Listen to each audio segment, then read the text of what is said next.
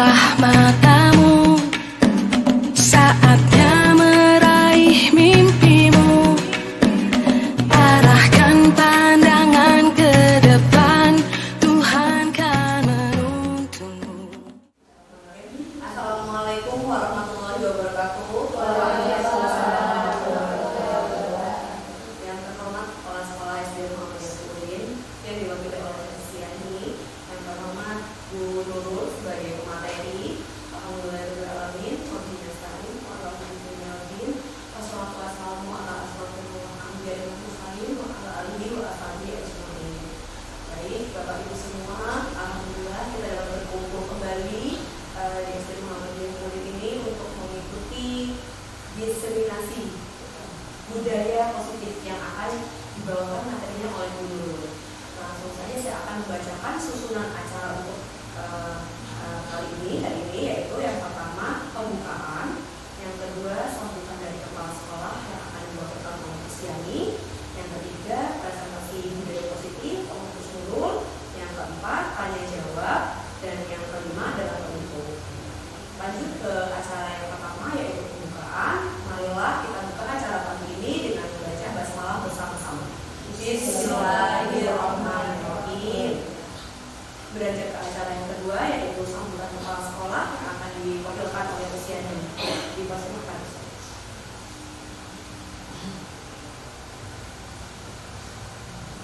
Assalamualaikum warahmatullahi wabarakatuh. Waalaikumsalam warahmatullahi wabarakatuh. Innal hamdalillah nahmaduhu wa nasta'inuhu wa nastaghfiruhu wa na'udzu billahi min shururi anfusina wa min sayyiati a'malina. Man yahdihillahu fala mudilla lahu wa man yudlil fala hadiya lahu. La nabiyya ba'da. Rabbi shrah li sadri wa yassir li amri wahlul 'uqdatam min lisani yafqahu qawli. Amin. Yang saya hormati seluruh sebagai pemateri hari ini dan teman-teman SD Muhammadiyah Udin yang saya banggakan. Di sini saya mewakili kepala sekolah ingin menyampaikan sedikit saja berkenaan dengan pembelajaran hari ini. Kita akan belajar bersama-sama dengan Nurul, bukan siapa yang paling pintar di sini, tapi di sini kita semuanya menimba ilmu bersama-sama demi perbaikan peserta didik kita di SD Muhammadiyah Udin. Saya berterima kasih kepada Nurul yang sudah menemani kita memberikan tambahan ilmu kepada teman-teman supaya teman-teman semua di sini terbuka wawasannya berkenaan dengan budaya positif yang tadinya kita tahunya itu kalau siswa itu hanya diberi reward dan punishment. Ternyata untuk kurikulum merdeka saat ini yang digunakan itu yaitu budaya positif. Dan kita di sini semuanya nanti insya Allah belajar bersama dengan Nurul. Kita berterima kasih karena sudah mau menyampaikan materi ini sehingga menjadi bekal para guru-guru SD tersebut di kemudian hari. Mungkin cukup itu saja yang bisa saya sampaikan. Terima kasih. Wabillahi taufiq wal hidayah. Wassalamualaikum warahmatullahi wabarakatuh. Waalaikumsalam warahmatullahi wabarakatuh. Baik, terima kasih Mas Yani yang telah mewakili Bapak Kepala Sekolah untuk memberikan sambutan. Lanjut ke acara inti yang ketiga yaitu presentasi budaya positif dari Nurul. Silakan. Terima kasih atas waktu memberikan Kustia. Assalamualaikum warahmatullahi wabarakatuh. Waalaikumsalam warahmatullahi wabarakatuh. Selamat pagi rekan-rekan semuanya. Pagi luar biasa. Iya, lagi ya. Selamat pagi rekan-rekan semuanya. Pagi luar biasa. Alhamdulillah. Hari ini semuanya teriak, ya, cantik-cantik semua. Terima kasih ibu semuanya yang pada pagi hari ini menyempatkan waktunya untuk kita belajar bersama tentang budaya positif.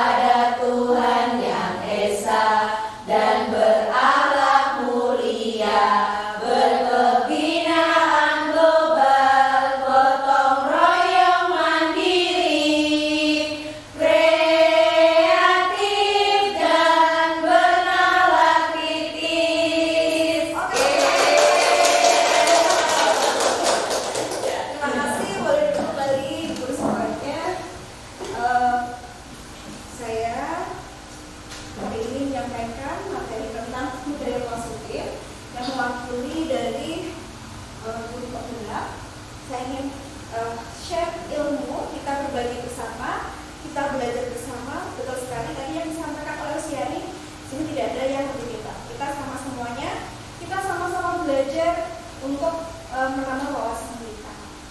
Dan sebelum mulai belajar, kita bikin kesepakatan kelas kita ya. Di sini tadi kesepakatan kelasnya tadi tidak ada yang lebih pintar dan boleh saling tanya nanti ya, kita bekerja sama. Terus apalagi kira-kira kesepakatan kelas kita sebelum kita mulai belajar bersama?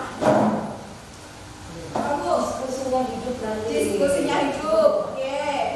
Apalagi ya? Tanya jawab. Terus kita aktif. Ya, Aktif, ya. Tidak satu arah. Tidak satu arah. Betul sekali. Kira apa, Bu? Dua arah. Dua arah. Ya. Tidak satu arah. Ya, komunikasinya dua arah. Kemudian, Ya, semangat ya. semangat belajar. Oke. Bu ini Ceria. ceria. Yang Berpikir kritis. Oke. Kuliah mandiri. mandiri. Oke. Terima kasih teman-teman semuanya. Hari ini kita bikin kesepakatan kelas nanti yang akan kita gunakan selama perjalanan kita belajar ini. Betul nggak? Oke. Masuk ke materi.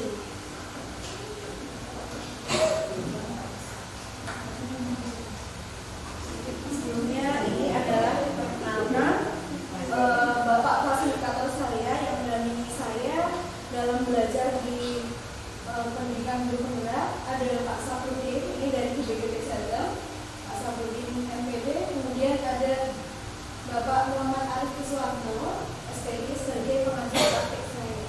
Dia adalah guru SMP dari SMP Negeri 2 Kampung. Ya, betul sekali. Gurunya boleh ya.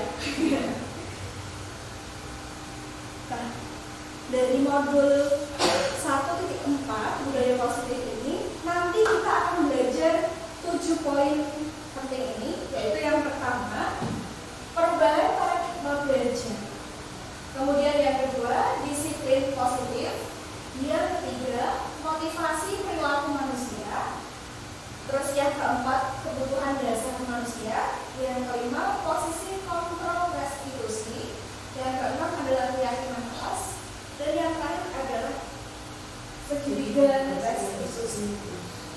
Mungkin masih asing yang kata restitusi, posisi kontrol, kemudian apa lagi segitiga restitusi? Ya, nanti kita akan belajar bersama. Nah, yang kecil sekali ya tulisannya ya.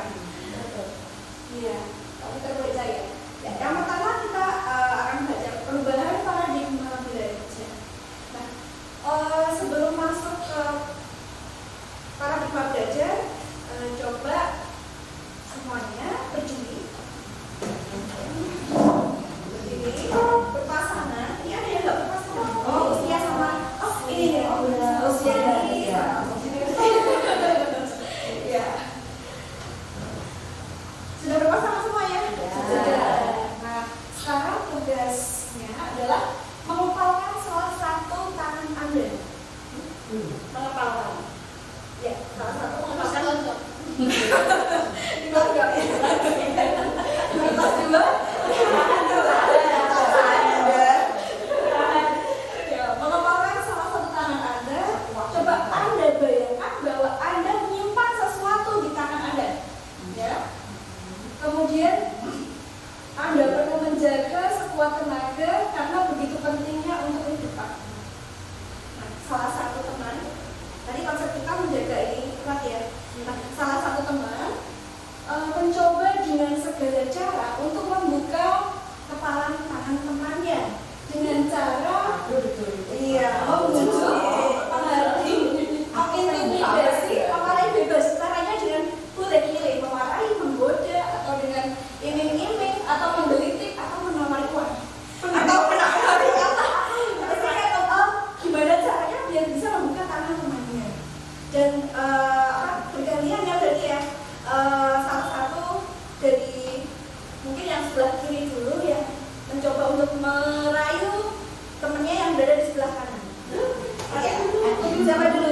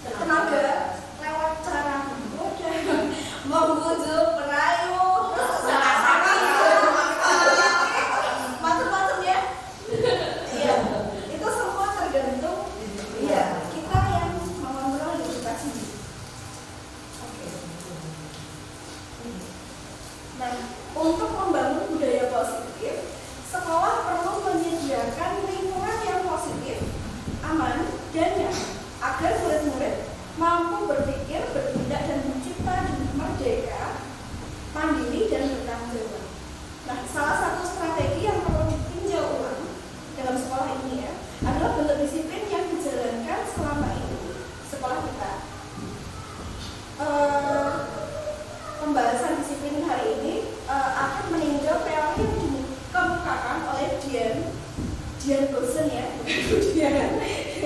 Allegiant Gosen. Sebelum kita gali lebih lanjut tentang teori disiplin restitusi dari Dian Gosen, mari menyamakan model berpikir kita tentang disiplin itu sendiri. Hasilnya disiplin dikaitkan dengan kontrol. Dalam hal ini kontrol guru dalam menghadapi murid.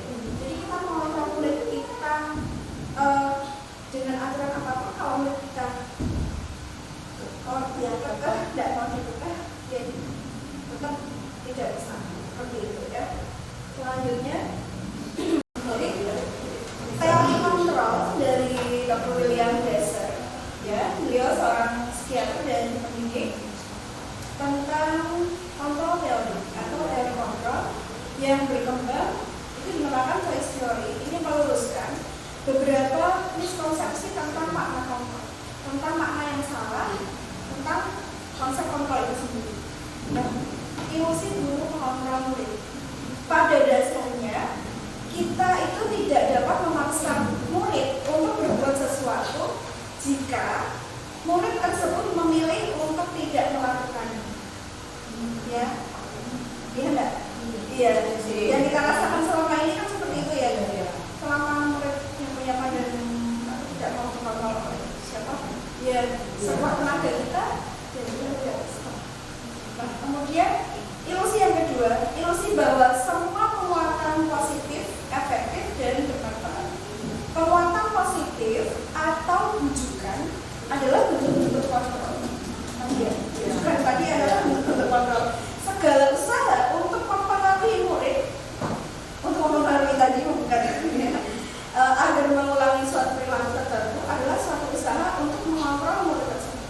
Dalam jangka waktu tertentu, kemungkinan murid tersebut akan menyadarinya dan mencoba untuk menolak bujukan kita, atau bisa jadi murid tersebut menjadi tergantung pada pendapat sang guru untuk berusaha.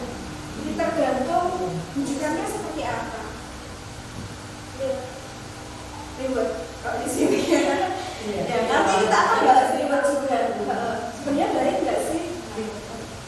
Kemudian ilusi yang ketiga, bahwa kritik dan membuat orang merasa bersalah dapat menguatkan karakter. Nah itu salah. Ya kan itu salah. Membuat orang merasa bersalah itu dapat menguatkan karakter. Menggunakan kritik dan rasa bersalah untuk mengontrol murid menuju pada identitas juga, bukan untuk menuju ke identitas untuk menjadi sukses. Tapi nanti pada endingnya akan gagal. Karena itu bersifat sementara dan karena ada alasan tertentu. Nah, mereka belajar untuk merasa buruk tentang diri mereka. Mereka mengembangkan dialog diri yang negatif. Kadang-kala sulit bagi guru untuk mengidentifikasi bahwa mereka sedang melakukan perilaku ini karena seringkali guru cukup menggunakan suara halus untuk menyampaikan pesan negatif. Selanjutnya, ilusi bahwa orang dewasa memiliki hak untuk memaksa.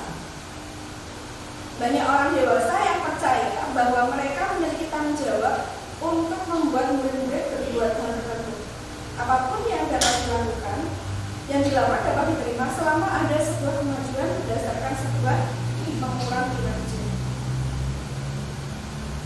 Bagaimana seseorang bisa berubah dari paradigma stimulus respon kepada pendekatan teori kontrol? Stephen R. Covey, prinsipal dalam buku Prinsipal Center Leadership tahun 1991 mengatakan bahwa bila kita ingin membuat kemajuan perlahan sedikit-sedikit, ubahlah sikap atau perilaku Anda. Namun bila kita ingin memperbaiki cara-cara utama kita, maka kita perlu mengubah kerangka acuan kita. Ubahlah bagaimana Anda melihat dunia, bagaimana Anda berpikir tentang manusia, ubahlah paradigma Anda, skema pemahaman dan penjelasan aspek-aspek tertentu tentang realitas. Nah, stimulus respon itu adalah lawannya dari teori kontrol.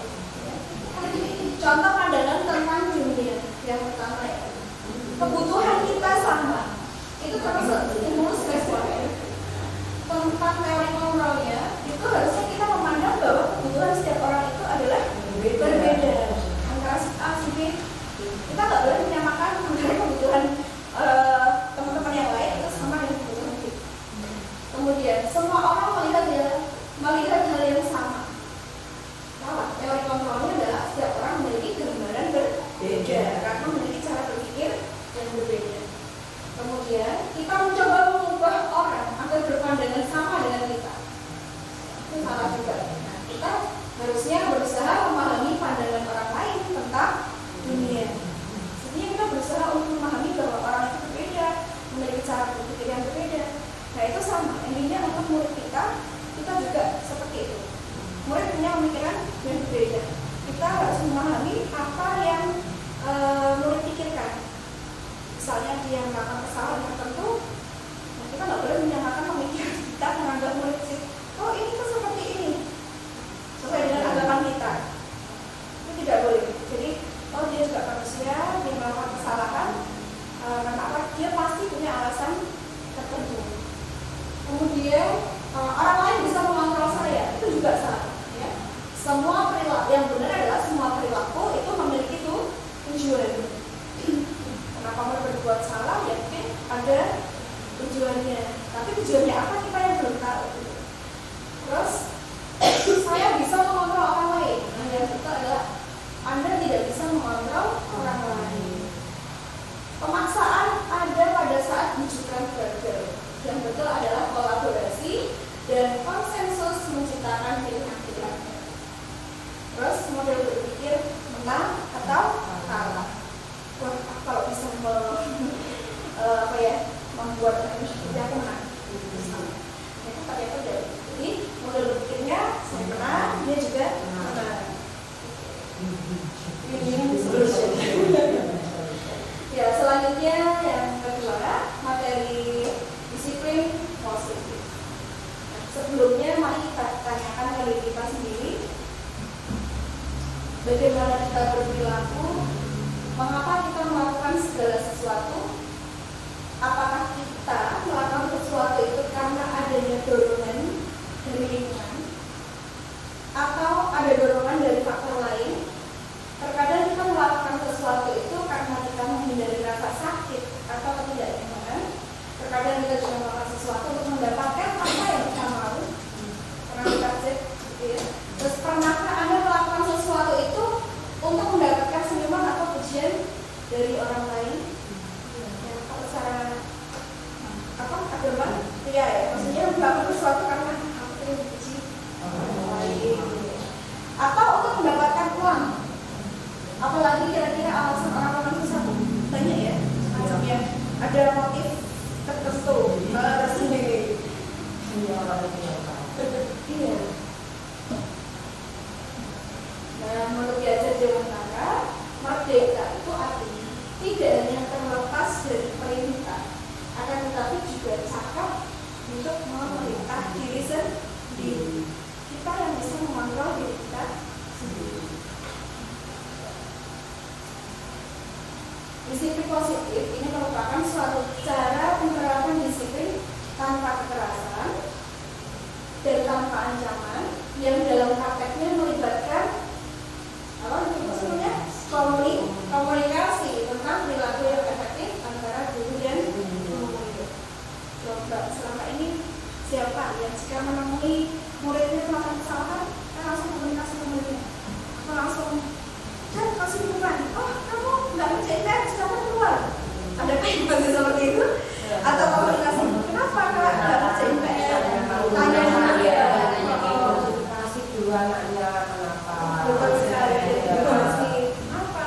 Tidak percaya ya? Karena belum tentu anaknya yang salah. Tapi ketuanya itu pernah ada murid nggak mencintai. Ternyata alasannya nunggu dipuji masing. Ternyata komunikasi itu sangat penting ya, di situ ya. Kalau kita belajar bersama sampai ke depannya, kita selalu mengedepankan komunikasi murid-murid kita yang melakukan bersama. Kemudian dalam penerapan disiplin positif ini, murid diajarkan untuk memahami konsekuensi dari perilaku mereka. Selain itu, disiplin positif juga mengajarkan murid tanggung jawab serta rasa hormat dalam berinteraksi dengan lingkungannya. contohnya antar murid ya, si A sama si B nggak sengaja numpahin botol minum. Ini sering terjadi ya? Sampai Oh ya, sampai memecahkan botol minumnya. Nah, anak yang melupakan kan dia melakukannya secara tidak sengaja. Ya, jadi terus kemudian anak yang botolnya ditumpahkan itu harus memahami temannya yang tidak sengaja, artinya harus memaafkan teman-temannya karena tidak ada niat untuk melupakan. Nah, konsekuensinya berarti si A yang telah melupakan itu kita memberi arahan atau mereka tanya kenapa? Oh, kenapa kok tadi melupakan seperti itu? Kita menawarkan konsekuensi ya, menawarkan solusinya bagaimana gitu. Kita tanya, pasti mereka oh iya Us, saya akan ambil lapel. Oh iya Us, nanti setelah pel saya mengambilkan air minum lagi dispenser seperti itu. Tapi itu semua kuncinya dia komunikasi. Ya, komunikasi. Dan memahami konsekuensi. Jadi dua-duanya tadi ya konsep apa tadi, memahami orang lain bahwa yang dilakukan itu adalah tidak sengaja, yang satu. Terus kemudian yang satu memahami oh dia sudah mau bertanggung jawab dengan apa yang dia lakukan. Jadi disiplin positif ini merupakan salah satu cara penerapan disiplin yang bertujuan untuk menumbuhkan kesadaran. Intinya garis bawahnya di situ. Disiplin positif ini adalah menerapkan disiplin tujuannya untuk menumbuhkan kesadaran serta memberdayakan murid untuk melakukan sesuatu tanpa sodorkan ancaman ataupun hukuman. Ya, punishment. Contoh kayak PR tadi, tidak mengerjakan PR. Terus kita terus kita tanyakan ke anak tersebut, kira-kira solusinya bagaimana? Biar makannya tidak ketinggalan. Oke, kita memahami anak tersebut misalnya tidak mengerjakan PR karena menungguin dia di rumah sakit. Tapi kita juga perlu menawarkan, bukan menawarkan, kita membuka komunikasi. Kira-kira solusi yang baik bagaimana? Pasti anak itu akan berpikir, oh iya, saya akan membuat PR agar saya tidak ketinggalan. Tapi solusi itu keluar dari murid itu sendiri, jangan dari kita. Biar itu terbawa seterusnya, maksudnya membentuk kesadaran murid itu. Selanjutnya, budaya positif itu apa? Budaya positif adalah nilai-nilai, keyakinan-keyakinan dari kebiasaan-kebiasaan yang ada di sekolah yang berpihak pada murid, agar murid dapat berkembang menjadi pribadi yang kritis, penuh hormat, dan bertanggung jawab. Tadi ya, ketika kita komunikasi, otomatis mereka menemukan solusi itu, berarti murid sudah bisa berpikir kritis, penuh hormat. Jadi temannya satunya menghormati temannya yang melakukan kesalahan tadi dan bertanggung jawab, ya yang satunya. Dan itulah budaya positif. Kira-kira sampai sini bayangan tentang budaya positif sudah ya? Yang pelit sekali ya. Artinya untuk budaya positif itu yang sangat tidak bisa instan. Iya betul, proses. Dan itu juga ujungnya di guru ya, kita ya. Kita komunikasi dengan murid itu dengan baik. Nanti dalam komunikasi ada aturannya di sini. Ini kita pelajari di bidang institusi. Kita lanjut ya, Bapak Ibu. Semua itu ujungnya adalah mengarah ke muaranya itu adalah ke nilai kebajikan pada profil pelajar Pancasila. Jadi dalam setiap hari sikap anak-anak kita itu muaranya apa? Pasti setiap sikap anak-anak kita kan macam-macam ya. Nah kita itu kita mendampingi anak-anak kita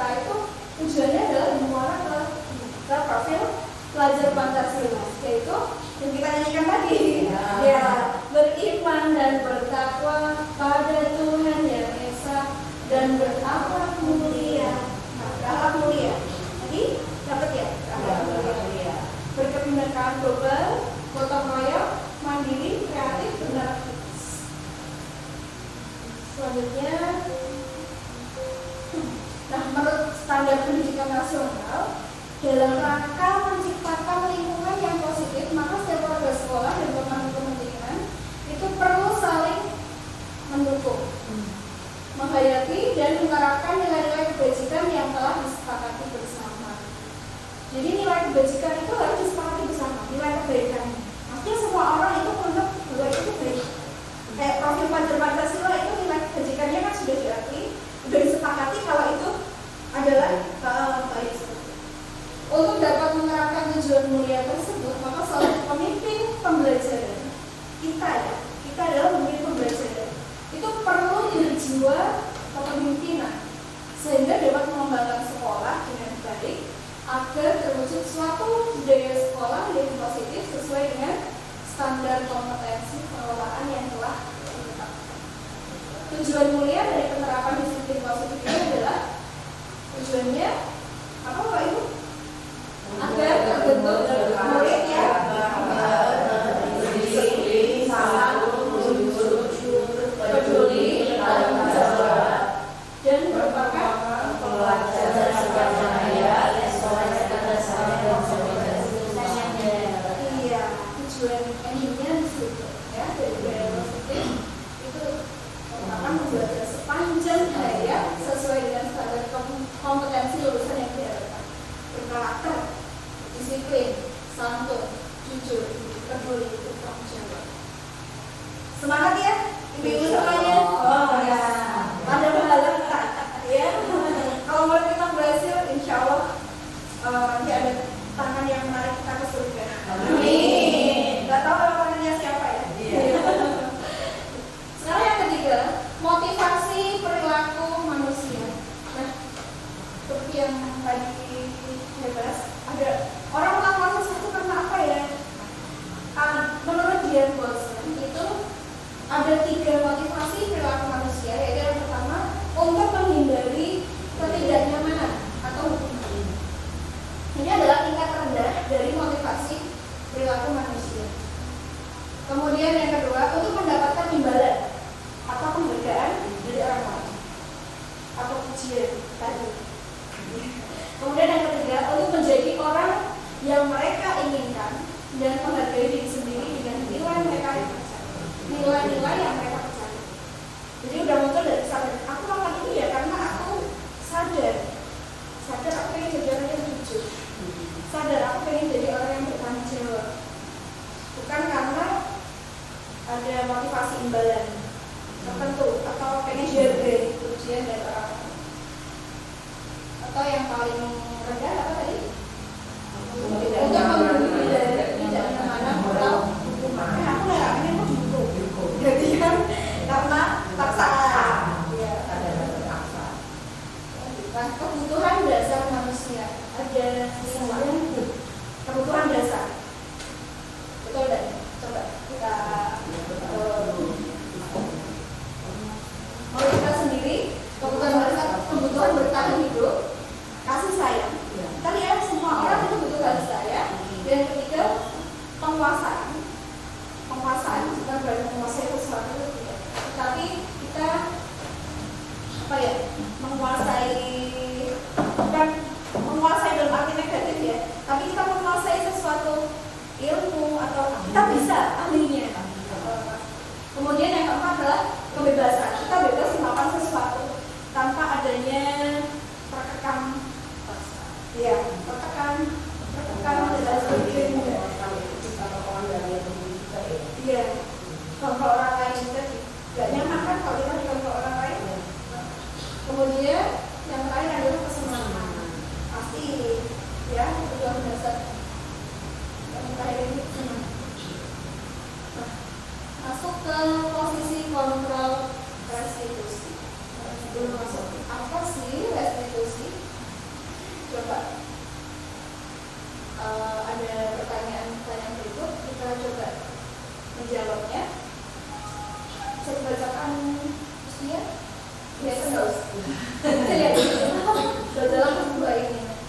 Ada 2 orang siswa, Tisa dan Hana, dipanggil masuk ke ruangan Ibu Dewi, kepala sekolah SMA Makmur.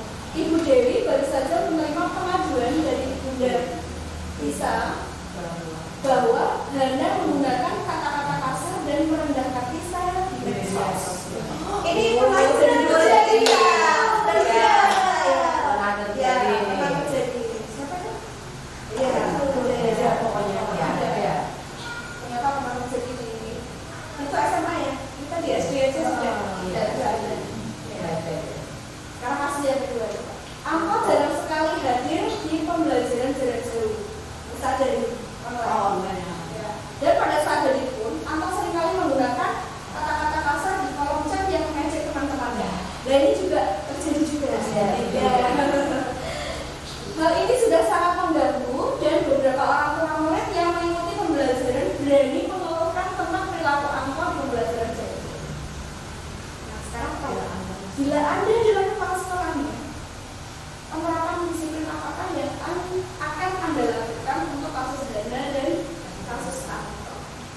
Kira-kira tindakan apa yang Ibu Guru lakukan untuk mengatasi kedua kasus ini? Jadi, gimana? Kasus pertama? Iya, pertama itu yang kisah ya. Iya, Kalau saya sebagai guru akan mengkomunikasikan mereka berdua. Jadi mempertemukan mereka berdua. Karena kita harus tahu identitas dari masalah yang muncul Dari dua itu. pihak. Iya, dari dua pihak. Jadi ketika mereka dipertemukan secara otomatis mereka tidak bisa istilahnya mereka akan berkata secara jujur. Iya. Tidak ada pihak yang membumbui. Iya. Tidak ada pihak yang membumbui. Jadi permasalahan yang terjadi antara mereka berdua hanya clear ya, dan tidak ada embel-embel dendam di belakangnya. Ya. Dan pastinya ada kesepakatan Ada kesepakatan terhadap kedua anak ini. bagus sekali. Ini sudah disambut dulu. Iya. Terus kemudian yang kasus yang kedua, siapa boleh? Jarang sekali hadir di pembelajaran online. Tiba-tiba ketika pas anak itu hadir, dia rame di chat, ya. Tapi dengan kata-kata kasar di chat. Kan kita belajarnya lewat Google Meet, ya. Kan berarti dia kalau secara langsung kan berarti dia di belakang, umbus di belakang lah istilahnya, itu kan di chat. Nah, pelajaran wali yang laporan mengeluhkan tentang perilaku anak. Kira-kira penerapan disiplin untuk Angkot, untuk Angkotnya dari mana? Manggil lebih dahulu atau bagaimana? Ditanya alasannya, bagus.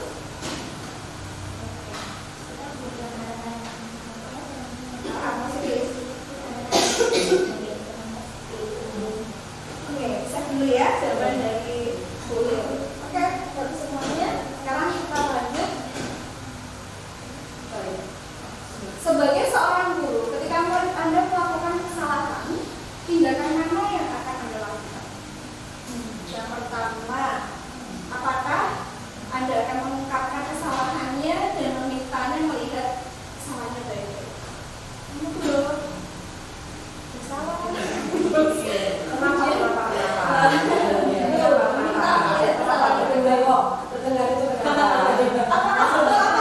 Maksudnya ini betul apa enggak nih? Yang paling satu salah ya. Boleh. Yang kedua mengatakan kamu seharusnya tahu bagaimana kamu seharusnya bertindak. Boleh tidak? Tidak boleh. Yang ketiga mengingatkan murid Anda akan kesalahannya yang sama di waktu sebelumnya. Malah kamu begini. Tidak boleh juga. Kemudian yang keempat bertanya padanya, kenapa kamu melakukan sesuatu yang seharusnya tidak kamu lakukan? Boleh. Ini kalimat klarifikasi kan? Iya. Betul sekali. Jadi yang keempat itu. Yang terakhir mengkritik dan membiarkannya.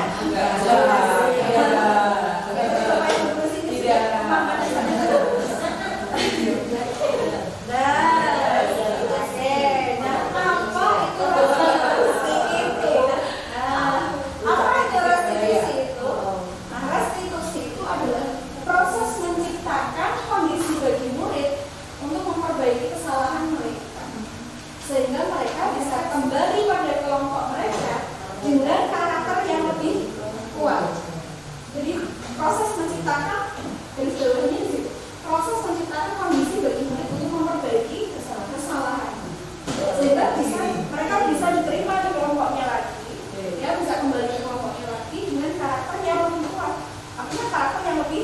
baik lagi. Karena pada dasarnya menurut filosofi Gajah Dewantara tentang pendidikan, bahwa murid itu sebenarnya kan seperti kertas yang bukan putih bersih, tetapi sudah ada coretannya. Iya, tinggal guru itu menambahkan yang bagus dan yang jelek itu kita mendampingi murid kita itu menambahkan yang bagus-bagus saja. Yang buruk pasti ada kan, tapi kita tidak disamarkan, betul sekali, dengan menonjolkan kelebihan yang murid punya. Maka yang minat akhirnya akan tertutupi dengan sendirinya. Nah, tujuannya di situ, Bapak Ibu. Jadi restitusi ini merupakan proses kolaboratif yang mengajarkan murid untuk mencari solusi untuk masalah mereka dan membantu murid berpikir tentang orang seperti apa yang mereka inginkan ya untuk menjadi tujuan mulia dan bagaimana mereka harus memperlakukan orang lain. Ya. Jadi restitusi ini kita guru tadi ya sebagai perantara untuk menciptakan kondisi bagi murid untuk memperbaiki kesalahan mereka. Ya, untuk mendampingi murid agar menyadari kesalahannya, kemudian menangani kesalahannya tapi dengan solusi dari dirinya sendiri. Ya. Nah, ciri-ciri restitusi ada 9. Yang pertama, bukan untuk menebus kesalahan, namun untuk belajar dari kesalahan. Yang kedua, memperbaiki hubungan. Yang ketiga, tawaran, bukan paksaan. Jadi tawari kamu, paksaan kamu tuh harus ini. Ya. Yang keempat, restitusi itu menuntun untuk melihat ke dalam diri, dikembalikan ke dirinya sendiri. Yang keempat, mencari kebutuhan dasar yang mendasari tindakan. Artinya tadi kebutuhan dasar manusia itu ya. Kenapa kamu melakukan itu tadi? Yang keenam, restitusi diri adalah cara yang paling baik. Yang ketujuh, fokus pada karakter, bukan pada tindakan. Kedelapan, fokus pada solusi. Yang kesembilan, mengembalikan murid yang berbuat salah pada kelompok. Biasanya murid-murid yang melakukan salah itu diabaikan. Nah, fungsi kita sebagai guru, kita mengembalikan ke kelompoknya agar dia bisa diterima dan mengembalikannya dengan karakter yang lebih baik. Ya. Jadi ya, ibu semuanya. Jadi kadang kita salah mengambil tindakan itu bisa berakhir fatal. Kadang salah nggak beda itu juga tidak boleh. Oh si A tidak boleh sama. Iya. Bisa digunakan semua. Ya, 5 posisi kontrol. Ya, 5 posisi kontrol. Yang pertama itu apakah kita sebagai penghukum? Kalau kita lihat diri kita sendiri, pastinya pernah ya kita menjadi penghukum. Yang kedua, membuat orang merasa bersalah. Juga pernah ya. Yang ketiga, sebagai teman, mengatasi masalahnya, kita juga pernah. Kita sebagai teman, komunikasi. Yang keempat, sebagai pemantau, kita mengamati. Oh, itu gitu. Kita sebagai pemantau. Yang terakhir, yang kelima yaitu sebagai manajer. Yang paling bagus kira-kira yang mana? Yang paling bagus teman. Oke, kita share dulu ya. Nanti mana?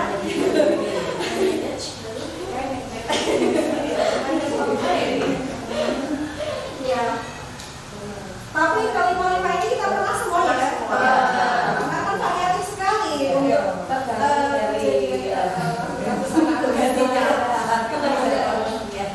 Contohnya ya, kalau dalam penghukum itu yang bagaimana? Itu guru berbuat menghardik, menunjuk-nunjuk. Oh. Terus kemudian menyakiti, menyindir. Wah,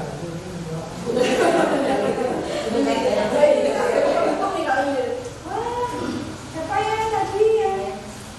Apa namanya? Ya, yang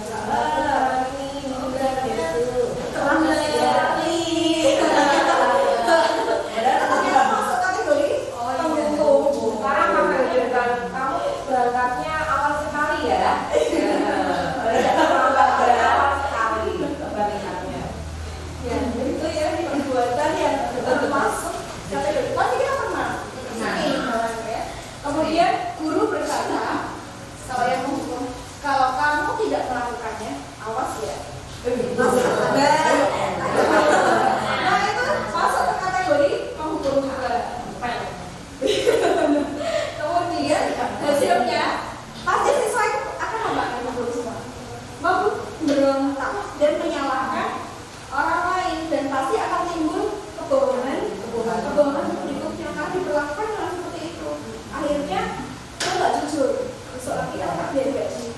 Hai. Enggak kok, Us, aku enggak melakukan ini misalnya apa ya? Bukan Aku Oh, itu sebenarnya. ya dampak dari apa namanya? Kontrol penghukum itu seperti itu. Terus kalian dengan dunia berkualitas. Murid meletakkan guru di luar dunia berkualitas. Jadi guru itu apa ya? Mungkin kita pernah dulu waktu kita jadi murid, mungkin pernah ya. Jadi akhirnya mindset ke guru itu itu menempatkan guru di luar dunia berkualitas. Jadi tidak seperti itu versi murid ya. Terus murid berkata, biarkan saja, nanti juga marah lagi. Lalu bisa nih, terus akhirnya sampai bisa mengatakan yang seperti itu. Terus dampaknya bagi murid mengulang kembali mengulangi kesalahan. Terus kemudian membuat orang merasa bersalah. Nah ini guru yang bagaimana nih berceramah dan mengatakan seharusnya kamu tuh ini. Ibu berceramah, kamu tidak ini. Nah itu maju. Iya. Buat perasaan saya. Misalnya ini ya nggak boleh berasa ini. Nggak boleh ada siraman-siraman yang bisa lagu nggak berarti. Ada, tapi kata-katanya habis.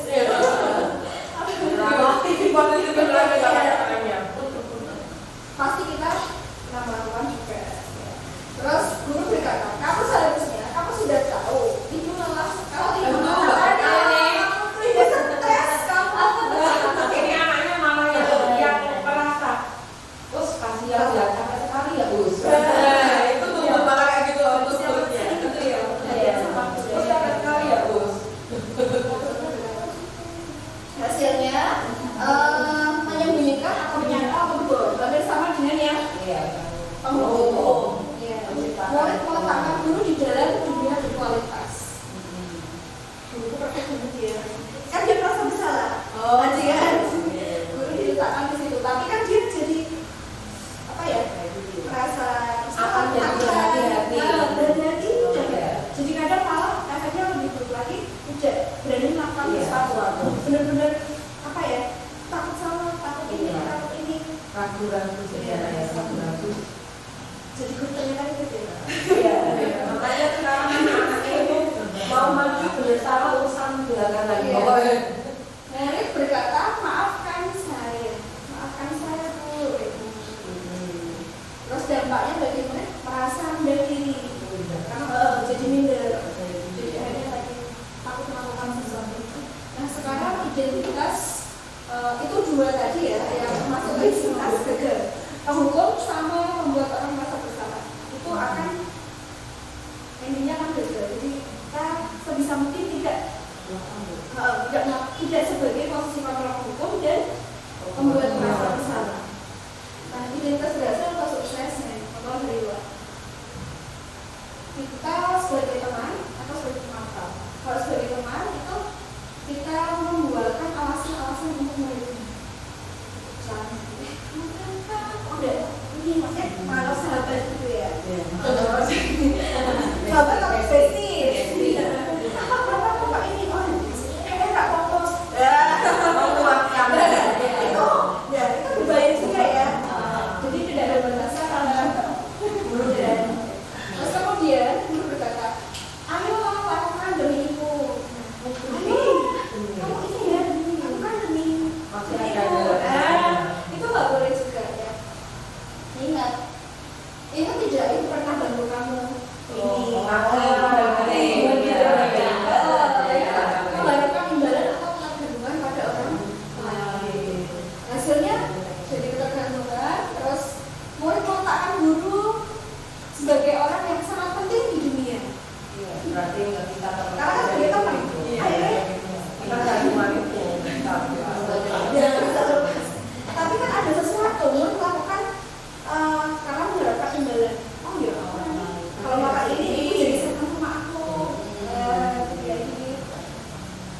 Terus kemudian saya pikir bapak itu teman saya, ternyata begitu.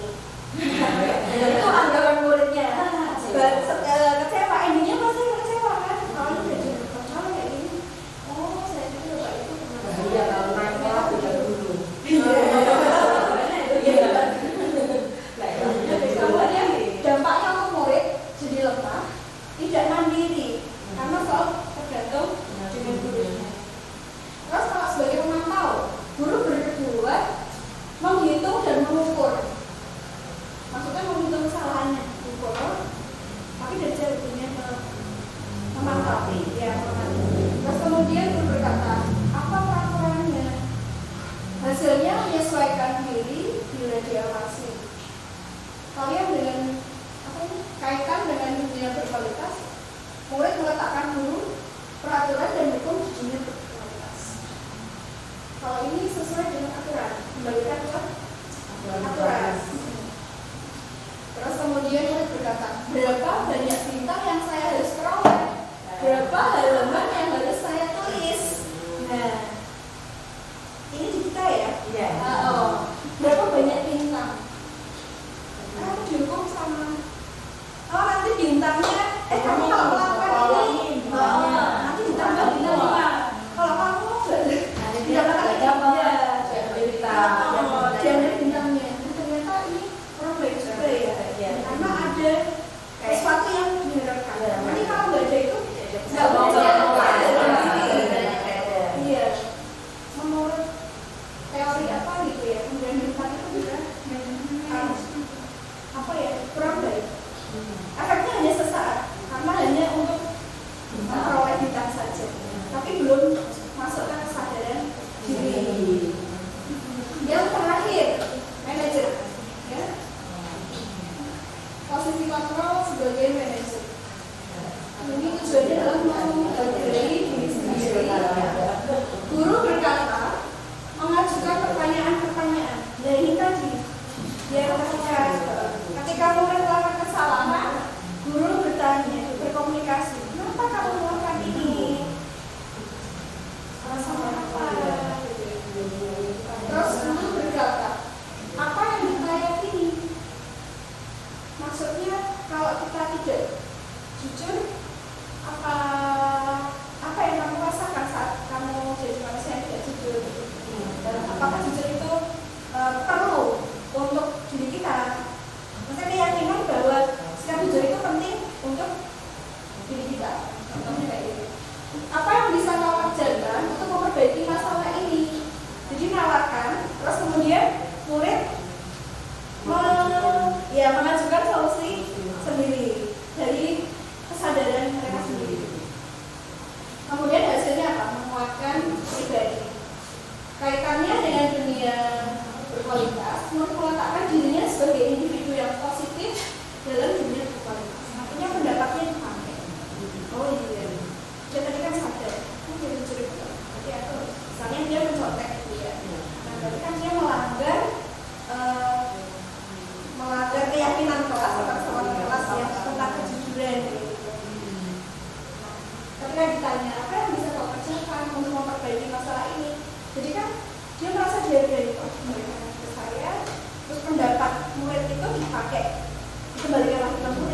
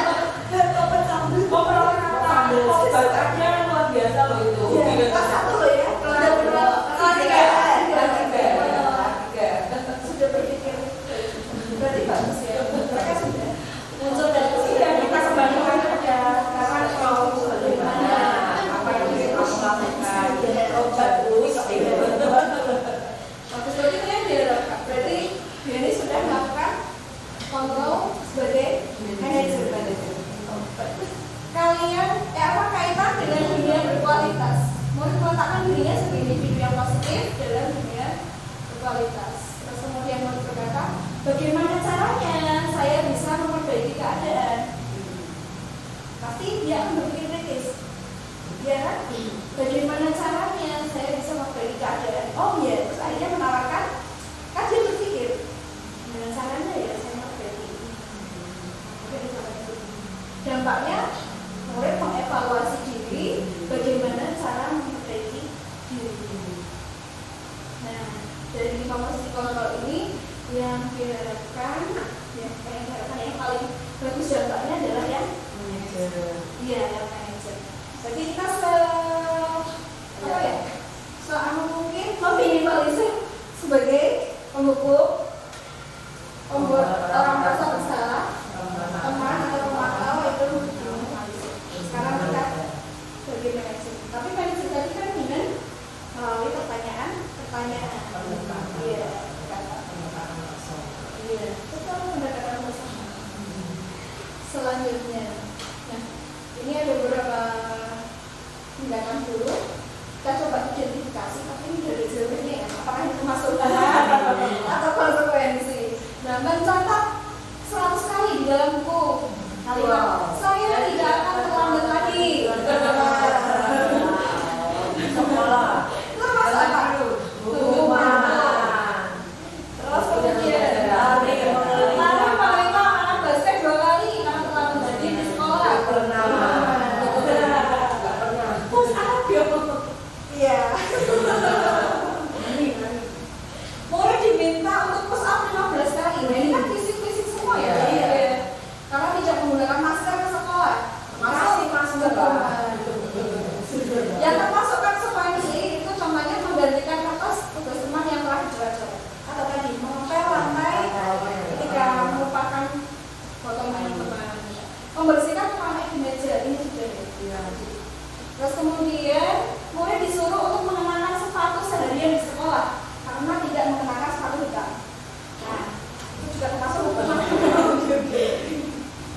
Hukuman itu kalau berasal dari diri kita sendiri, tapi tidak. Dan berdampaknya tuh lebih biasanya ke fisik atau ke hanya satu arah saja. Terus lari mengelilingi lapangan basket 2 kali karena terlambat 10 menit untuk pelajaran PJOK. Untuk pelajaran PJOK, di sini maksudnya ke konsekuensi karena pelajaran PJOK. Kemudian untuk iya, betul sekali di awal. Iya. Nanti akan merujuk ke situ. Nah, sekarang apa sih hukuman dan konsekuensi itu? Kalau hukuman itu adalah sesuatu yang menyakitkan yang harus terjadi. Kalau konsekuensi itu adalah sesuatu harus terjadi. Hukuman itu membuat anak sakit, baik fisiknya maupun hatinya untuk jangka waktu yang lama. Tapi kalau konsekuensi itu membuat anak merasa tidak nyaman, tapi hanya sementara, hanya sebentar saja. Terus kemudian kalau hukuman anak itu jadi pendisiplinan, kalau konsekuensi akan menjadi disiplin. Hukuman otomatis paksaan ya, karena dari dulu tadi. Ya, kalau konsekuensi adalah stimulus atau pangkat. Bisa dibaca ini. Lanjut. Identitas gagal dan identitas sukses. Kita harus menggeser ya untuk ke identitas dari gagal itu ke identitas sukses. Nah, bagaimana? Contohnya sesuatu yang menyakitkan harus terjadi ya. Kalau hukuman tadi, contohnya fisik, kamu lari lapangan 2 kali, 10 kali harus berapa? Nah, kalau konsekuensi itu sesuatu harus terjadi. Kalau restitusi itu merupakan pilihan dari murid itu sendiri. Ya, kondisi yang dihilangkan sendiri. Seperti tadi yang kita bahas tadi, ya itu termasuk langkah-langkah restitusi. Kita kembalikan ke siswa lagi. Terus kemudian kalau identitas gagal itu korban mendapatkan keadilan. Terus konsekuensi korban bisa diabaikan, korban mendapatkan keadilan. Gimana? Korban mendapatkan keadilan. Kalau itu kok yang hukuman. paling bawah kedua. Peraturannya adalah kalau rumah kan gitu. Peraturannya adalah ini, kamu harus ini. Kalau konsekuensi ditanya apa peraturannya, mampukah kamu melakukannya? Terus mengucapkan terima kasih. Kalau restitusi ditanya apa yang kami yakini tentang kesepakatan yang sudah dibuat di awal, atau kesepakatan atau keyakinan yang sudah disepakati di awal. Contoh kita tadi belajar tadi sebelum mulai kita baca, saya ada tanya jawab bagaimana nanti berikutnya kita kesepakatan dibuat di awal. Misalnya tadi kan ada semangat, ceria, dua arah kayak gitu. Nah misalnya di tengah perjalanan ada yang nggak semangat, berarti mengapa? Ada remayakan itu. Kamu melanggar keyakinan kelas yang mana? Oh iya, tidak semangat. Akhirnya semangat. Nah kayak gitu. Apa yang bisa lakukan untuk memperbaiki masalah ini? Nah tanya untuk memperbaiki biar tidak biar semangat. Bagaimana? Tapi ditanya. Oh ya, sambil dimakan ya. Sambil dimakan ya. Sampai lupa.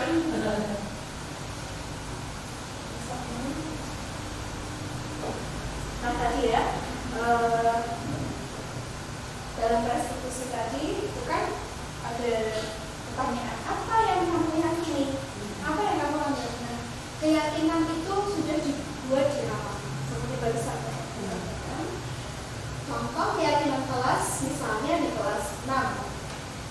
Oh ya, keyakinannya kami belajar lebih bahagia dan semangat. Nanti kalau nggak bahagia, nggak semangat. Nah, tanyakan ke muridnya. Terus kemudian tanya solusi. Kami rukun dan saling menghormati. Nah, kondisi kelasnya harus saling menghormati dan rukun. Terus kemudian kami jujur, komitmen dan bertanggung jawab. Ini contoh ya Bapak Ibu ya. Keyakinan kelas itu dibentuk hasil komunikasi dua arah antara guru dan murid. Apapun yang keluar dari pemikiran murid dan bahasanya macam-macam. Ya, ya betul ya. Ini enak semua. Kami aktif, berani dan kreatif. Kami menjaga ketertiban, kesehatan, perhatian. Kami mampu manajemen waktu, misalnya istirahat. Nah ini biasanya istirahat kita 15 menit ya, 9-15. Kemarin ada kantin, itu kan jadi ya akhirnya jadi molor. Itu berarti kan anak tidak apa? Artinya anak melanggar keyakinan ya belum mampu memanajemen waktu.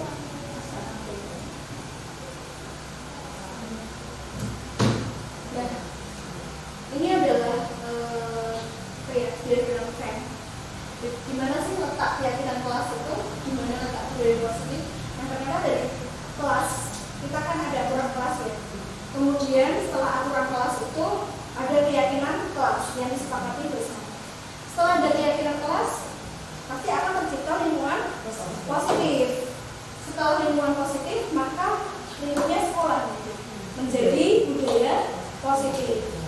Jadi posisi kita sebagai guru kelas berarti di lingkaran yang biru dan kuning ya, di peraturan kelas dan keyakinan kelas untuk menciptakan lingkungan yang positif, kemudian budaya yang positif.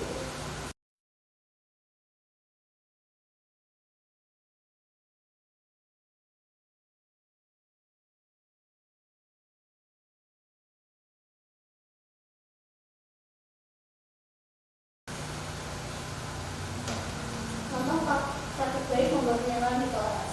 Nah, kayak kabar muridnya. Pas dulu ada ini ya, apa? Dulu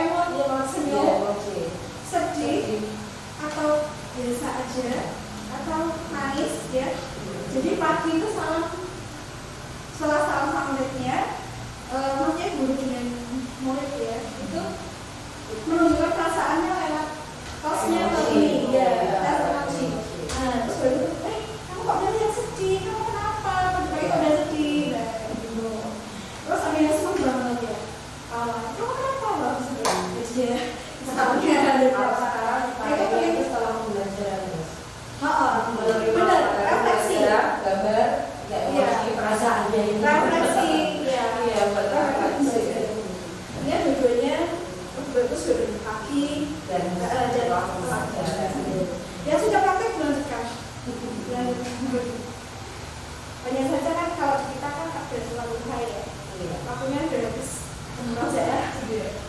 Jadi menempatkan apa itu kan sebenarnya penting untuk tahu perasaan anak-anak sebelum kita mengajar, kita tahu kondisi anak-anak.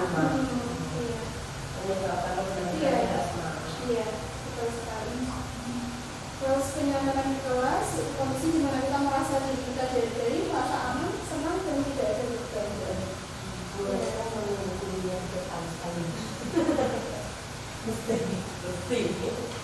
Ini ya, perbedaan antara hukuman dan penghargaan. Kalau hukuman itu bersifat tidak terencana atau tiba-tiba.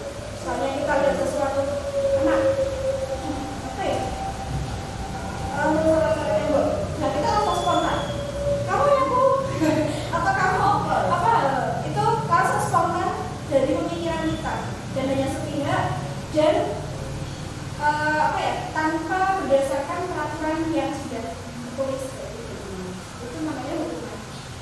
Jadi murid tidak dilibatkan dalam pengambilan keputusan. Kemudian kalau konsekuensi itu sudah terencana atau sudah disepakati, sudah dibahas dan disetujui oleh murid dan guru. Murid tetap tidak nyaman dalam jangka pendek. Terus yang terakhir, jika kita menggunakan penghargaan, maka orang tersebut akan bergantung pada penghargaan yang diberikan, serta kehilangan motivasi dari dalam. Dampak penghargaan tidak efektif. Nah ini yang kita memberikan kita itu ternyata di sini kalimat ini. Anak-anak bergantung pada bintang yang diberikan, terus kehilangan motivasi yang dari dalam, sadar dirinya untuk benar-benar melakukan karena sadar kebutuhan dirinya itu belum terbentuk. Dampak penghargaan ini dapat merusak hubungan, mengurangi kecepatan, menurunkan kualitas, dan mematikan kreativitas. Segitiga restitusi. Nah, segitiga restitusi ini adalah penanganan kasus ya. Jika di kelas kita ada murid kita yang melakukan kesalahan, maka kita ada solusi ya dari Perguruan Merdeka yaitu segitiga restitusi. Langkah yang pertama yaitu yang paling bagus, menstabilkan identitas. Dengan bagaimana? Pertanyaannya juga setiap orang pasti pernah melakukan kesalahan. Jadi ketika kita menghadapi murid kita ini, setiap orang itu pasti pernah berbuat kesalahan. Dan biar dia tidak merasa apa ya, rendah diri setelah melakukan itu terus dia merasa bersalah sekali dari diri terus akhirnya jadi ketakutan gitu ya. Kita perlu stabilkan ya dengan kalimat ini dua ini juga boleh melakukan dulu.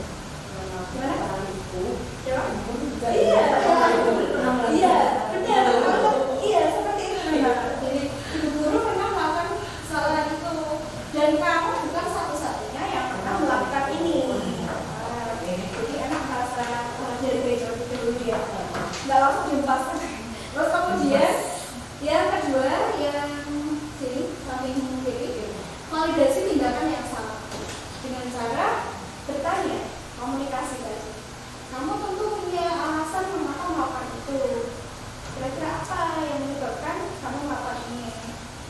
Adakah cara yang lebih efektif untuk mendapatkan apa yang kamu butuhkan? Ini di sini menggali informasi lewat pertanyaan kenapa dia melakukan kesalahan. Terus yang terakhir yaitu menanyakan keyakinan. Ini endingnya di sini. Menanyakan keyakinan. Keyakinan yang sudah dibentuk di awal tadi. Keyakinan pas apa yang mau kita sepakati? Atau keyakinan apa yang sudah kamu ambil? Terus kamu ingin menjadi orang yang seperti apa? Sip. Gimana Bapak Ibu? Gitu ya. Jadi hari ini kita belajar baru ini yaitu tentang segitiga restitusi. Jadi ketika kita menghadapi murid kita yang misalnya kita nggak perlu sama ya. Terus ini ada langkah yang terbaik ya, yaitu segitiga restitusi. Yang pertama, apa yang harus menstabilkan identitas. Yang kedua, validasi tindakan yang salah. Yang ketiga, yang kunci ini yang kita pakai untuk mengatasi kasus-kasus yang jadi seperti ini. Berikut adalah penerapan segitiga restitusi dalam pembelajaran. Kasus 1. Estu, seorang murid kelas 6. Estu tidak terima pekerjaannya dicontek oleh temannya yang bernama Alis. Kemudian, ia marah-marah tidak bisa menahan emosinya dan memaki Alis sampai menggebrak meja juga. Pak Estu, tadi Ibu dapat laporan dari ketua kelas kalau Kak Estu tadi bertengkar ya dengan Kak Alis. Iya Bu, habisnya kesal sih. Mengapa kesal Kak? Alis terus menerus menuntut saya. PR, walaupun juga tidak sekali, tapi beberapa kali. Begitu. Ya wajar lah ya kalau Kak Estu marah dan kesal. Lalu kalau berada di posisi Kak Estu, itu juga akan berbuat hal yang sama. Lalu apa yang Kak Estu lakukan terhadap Alis tadi? Saya marah-marah dan menghakimi Alis dan saya melakukan itu. Sampai melibat meja. Begitu. Tapi Kak Estu melakukan itu pasti karena ada alasannya ya. Iya Bu, saya susah payah mengerjakan tugas, tetapi dicontek oleh Alis. Hanya Alis yang menuntut saya, tapi Alis tidak ingin mengerjakan sendiri. Wajarlah kalau kamu merasa marah karena Kak Estu tidak rela pekerjaannya yang sudah dibuat dan dicontek secara cuma-cuma oleh Kak Alis. Ibu sangat menghargai tindakan Kak Estu yang tidak berbuat lebih buruk lagi, seperti misalnya memukul ataupun sekarang coba kita pikirkan tindakan Kak Estu yang marah-marah sampai menggebrak meja itu apakah sudah sesuai dengan keyakinan kelas kita? Oke, tidak ya. Menurut Kak Estu, keyakinan kelas apa yang sudah Kak Estu langgar? Saling menghormati antar teman Bu.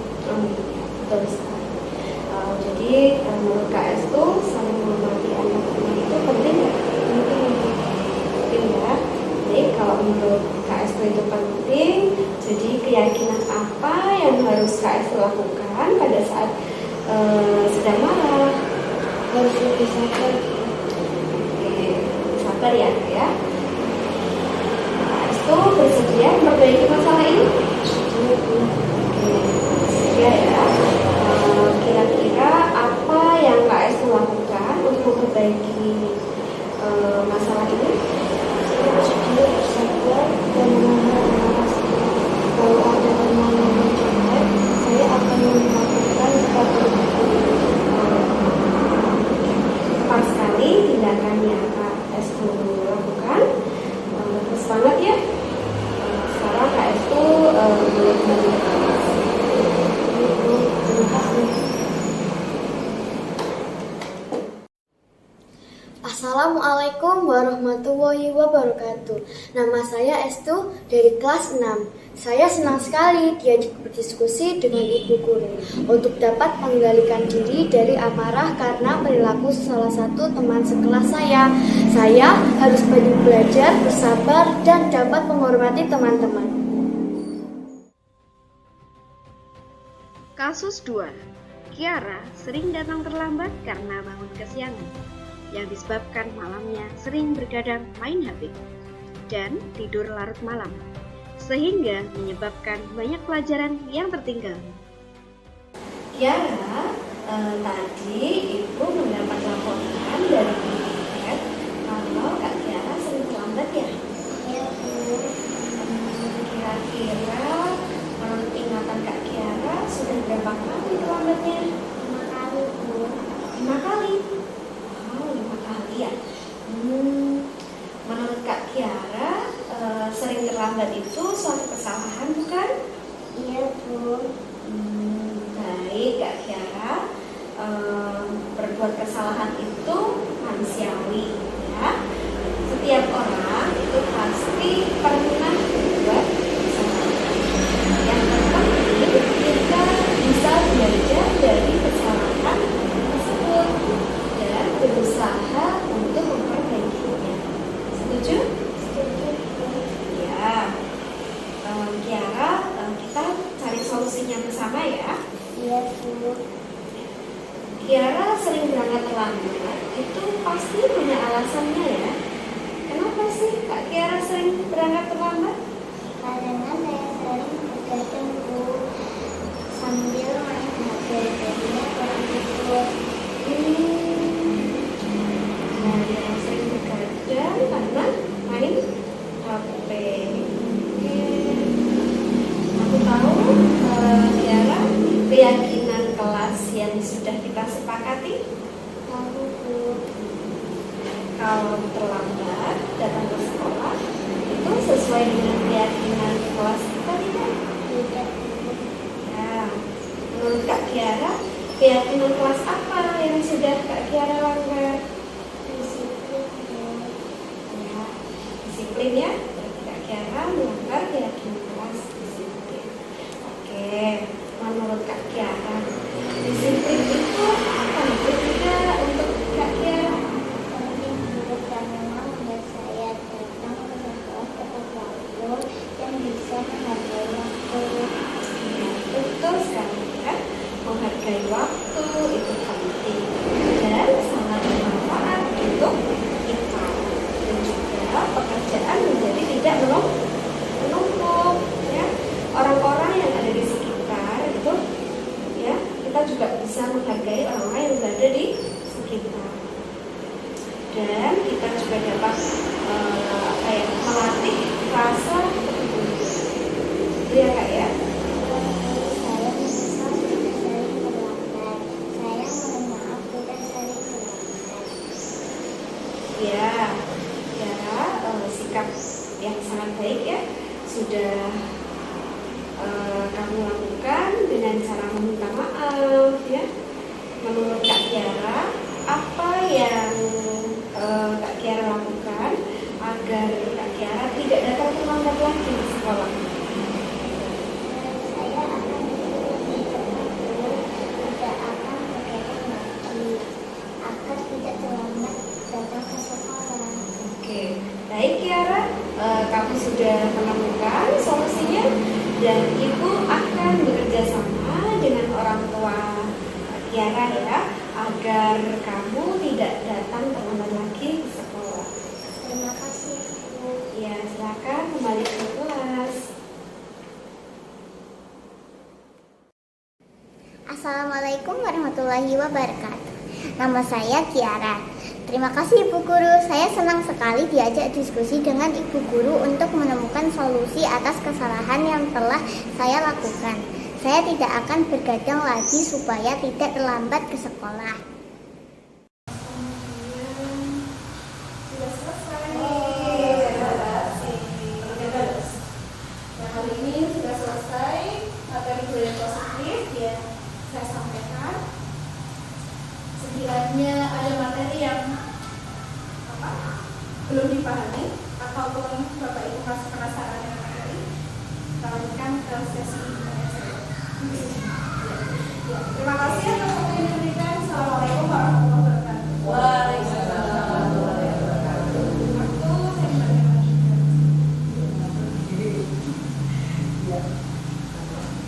Terima kasih Usul atas materinya, sungguh luar biasa ya teman-teman. Bisa beri tepuk tangan dulu gitu. Pembelajaran kita ya, kita sama-sama belajar di sini ya teman-teman. Kita juga pernah melakukan yang tadi sudah disampaikan Bos Nurul semuanya ya. Kita belajar ya. Kita belajar. Mas selama ini kita harus memperbaiki apa yang kita lakukan yang kemarin. Mungkin ada yang salah, ada yang perlu diperbaiki, ada yang perlu ditambahkan seperti itu. Dan dari materi-materi yang luar biasa ini apakah ada pertanyaan dari teman-teman semua?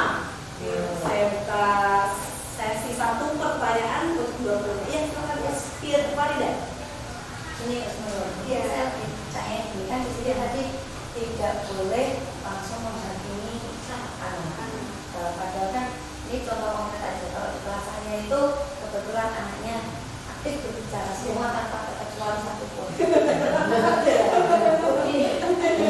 Kecuali satu pun itu berbicara semuanya ya aktif banget. Dan alhamdulillah jadi gurunya harus solo vokal terus kan, mengingatkan terus. Lalu ceritanya begini, kalau kebetulan kemampuannya pun sangat tidak rata, jadi yang maju seperti jet Rosel ya, gini ya, gini ya, gitulah. Nah itu kadang-kala yang maju itu mereka kalau sudah selesai, walaupun sudah diberi penghargaan, sampai pengayaannya selesai itu yang ini belum selesainya kan membuat onar sendiri lah, mainan sendiri, apa sendiri, dengan fisik lagi sampai mengganggu teman yang lain. Padahal yang ini kan mereka tidak diganggu aja juga lama, apalagi diganggu kan, gitu.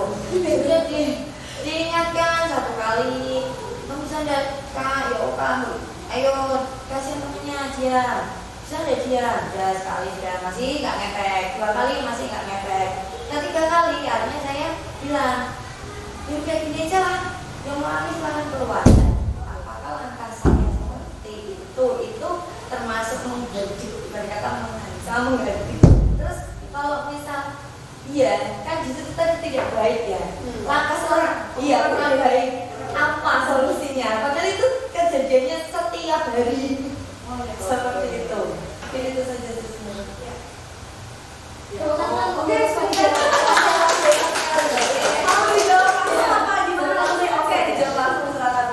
terima kasih Farida atas pertanyaannya. Pertanyaan yang sangat bagus sekali. Berarti kelas Anda super ya? Sangat luar biasa. Aktif semua, sangat super. Dan di sini, iya. Karena tadi permasalahan awalnya adalah karena kemampuan siswanya yang random. Ada yang terlalu naik, ada yang terlalu drop. Nah, ini yang perlu diperbaiki adalah orang Farida bahwa di pendidikan merdeka ini, ya, di filosofi pendidikan belajar Dewan Pakar itu dengan mempraktekkan pembelajaran diferensiasi solusi ini. Kan betul sih mengadakan pengayaan, tapi pengayaannya hanya 1 kali atau terus 2 kali. Nah, ini sama seperti saya dulu, masih idealis ya, harus seperti itu. Nah di kurikulum merdeka ini kita benar-benar memahami kemampuan anak yang berbeda-beda. Jadi kita perlu diferensiasi di, kalau ini berarti diferensiasinya ke proses ya. Anak yang pintar sekali itu pengayaan. Terus kan waktu yang sehingga kan dampaknya untuk anak-anak yang yang terlambat itu tadi seperti itu. Nah, Farida bisa mengatakan pembelajaran diferensiasi untuk anak-anak yang seperti itu diberi pembelajaran yang berbeda tapi levelnya sama. Iya, dia tidak bisa disamakan dengan teman-teman yang lain. Contohnya, misalnya itu pelajaran apa?